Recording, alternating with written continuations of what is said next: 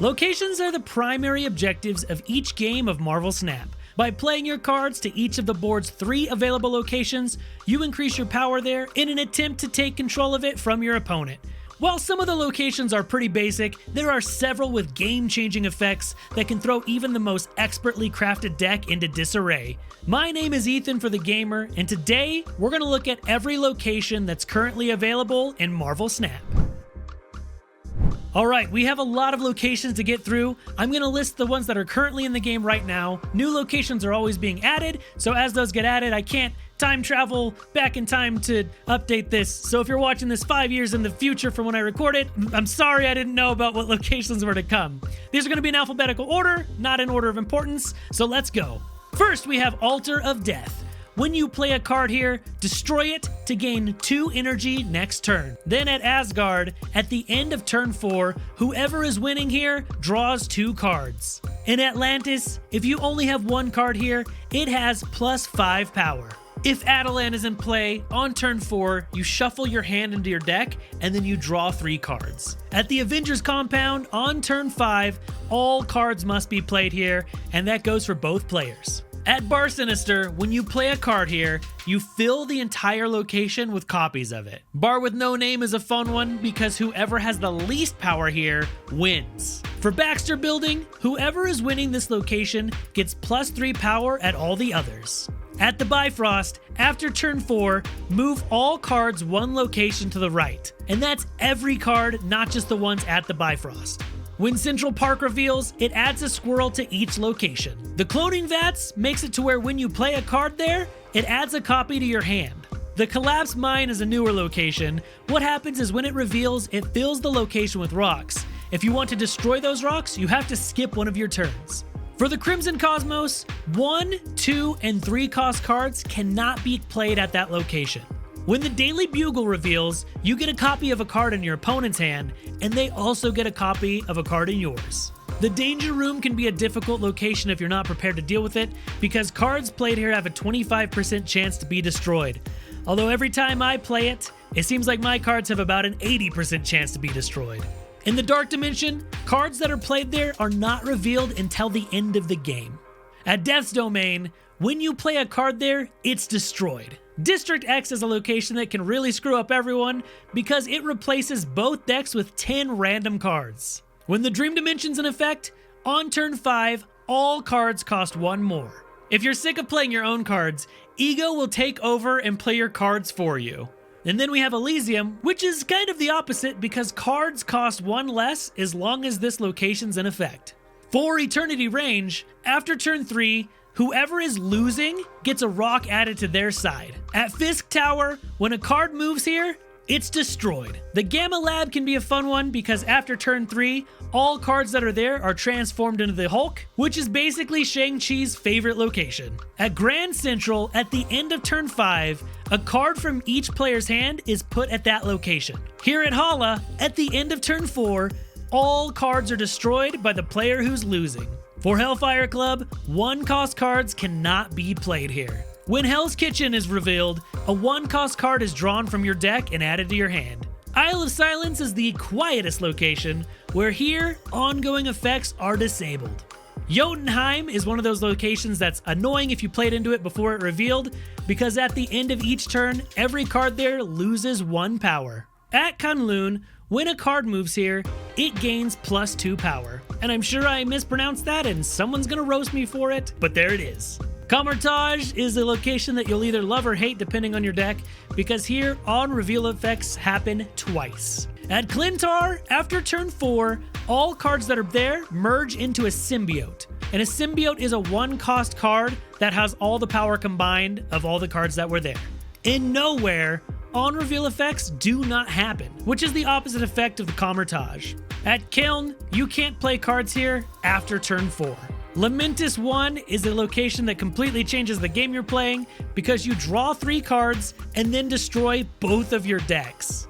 In Lechaguila, when you play a card there, it shuffles 3 rocks into your deck, and a rock is a 1 cost card with 0 power. when Lemuria flips, no cards are revealed this turn. Limbo is a sweet location because when it's in effect, there is a turn 7 this game. This is also the location that Magic creates when you play her on a location. At Los Diablos base, at the end of turn 3, a random location is ruined. At Luke's Bar, when you play a card here, it returns it to your hand. At Machine World, when you play a card here, you add a copy to the opponent's hand. As long as Mindscape is in play, at the end of turn 6, both players swap hands. At Miniaturized Lab, on turn 3, 4, and 5, no cards can be added there. For Mirror Dimension, on turn 4, it transforms into one of the other locations. For Mojo World, whoever has the most cards there gets plus 100 power. So if you have one more card than your opponent, you're gonna win. Monster Island adds a 9 power monster there for each player. At Monster Metropolis, the cards with the highest power get plus 3 power. If there are 2 or more cards tied for the most power, they all get plus 3 power. At Morag, you can't play your first card there each turn, so only your 2nd, 3rd, 4th, 5th, 6th, 7th, and 8th cards each turn can be played there. At Mirror Island, after each turn, cards that are there gain 1 power.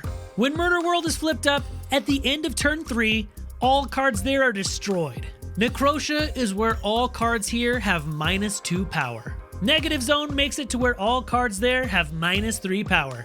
New York, which is one of my least favorite locations, makes it to where on turn 6, you can move cards to that location, which makes for some annoying coin flips at the end of the game. At Nidavellir, I can't pronounce any of these, cards have plus 5 power. When Nova Roma reveals, both players draw a card. And then at Olympia, you draw 2 cards. Onslaught Citadel is Ongoing Deck's favorite place because it doubles all ongoing effects at that location. At Oscorp Tower, after turn 3, all cards swap sides. Plunder Castle is where only cards that cost 6 can be played. Project Pegasus is a location that when it's revealed, both players get plus 5 energy that turn. Rickety Bridge is a fun one because after each turn, if there is more than 1 card there, they're all destroyed. So if you have a card there and your opponent has a card there, everything will be destroyed. Ruins? Well, this one has no effect. It's just vanilla, but not like the good vanilla, like the no flavor vanilla. I guess plain would be a better description. Sakar, once it reveals, puts a card from each player's hand to that location. At the Sanctum Sanctorum, cards cannot be played there. Savage Land, when it reveals, adds 2 raptors on each side of this location, and raptors are a 1 power, 1 cost card. At the Sewer System, cards here have minus 1 power. When Shadowland reveals, a ninja with minus 2 power is added to both sides, which is a 1 cost minus 2 power card. At Shuri's Lab, when you play a card there, its power is doubled. Sinister London, a very fun location, makes it when you play a card there, a copy is added to another random location. When Sokovia reveals, both players discard a random card from their hand. Stark Tower is one that you'll see people fighting for because at the end of turn 5, every card that's there gets plus 2 power. Starlight Citadel adds for some really weird RNG sometimes because after turn 4, each location swaps its position. Strange Academy, another weird one. At the end of turn 5, every card that's there moves to another random location. Subterranea is the ruiner of all fun, where it shuffles 5 rocks into each player's deck. At the Big House, 4, 5, and 6 cost cards can't be played there. The Hub adds a random card to each player's hand. The Icebox gives a card in each player's hand plus 1 cost, similar to Iceman. That's why it's called the Icebox. For the Nexus, your power here is granted to all other locations. The Peak is one of my favorite locations. When it reveals, each card in your hand swaps its power and cost. I love this because I'm a Mr. Negative enjoyer. Whoever fills the entire raft first draws a 6 cost card and it costs 0 energy. The Space Throne is where only 1 card can be for each player. As long as you have no cards on the Superflow, you're going to gain plus 1 energy to use every turn. The Triskelion is going to fill each player's hand with random cards. At the Vault, on turn 6, cards cannot be played there. In the Throne Room, cards with the highest power here have their power doubled. Tinkerer's Workshop is going to give you plus 1 energy to use this turn. As long as Titan is in effect, 6 cost cards cost 1 less. If TVA is a location that exists, at the end of turn 4, the game is ended.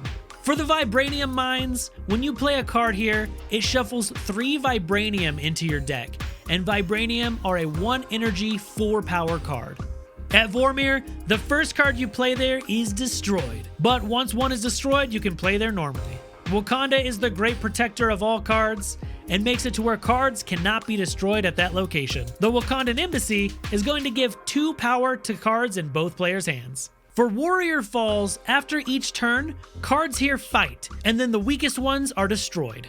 At Washington, D.C., all of your cards with no abilities are going to have +3 power. This is one of Patriot's favorite locations. Weird World is another one that can be very annoying because both players are going to draw from their opponent's decks. Westview turns into a new location on turn 4. The World Ship destroys all the other locations. X-Mansion, also known as the place you never win, is going to add a random card here for each player at the end of turn 3. And then at Xandar, the final location, cards here all have +1 power. The amount of locations in this game really make for a different experience every time you play it, and is one of the things that makes Marvel Snap such a fun card game to play. I hope you enjoyed this video, thanks so much for watching, and for all things gaming, check out TheGamer.com, and we'll see you in the next video.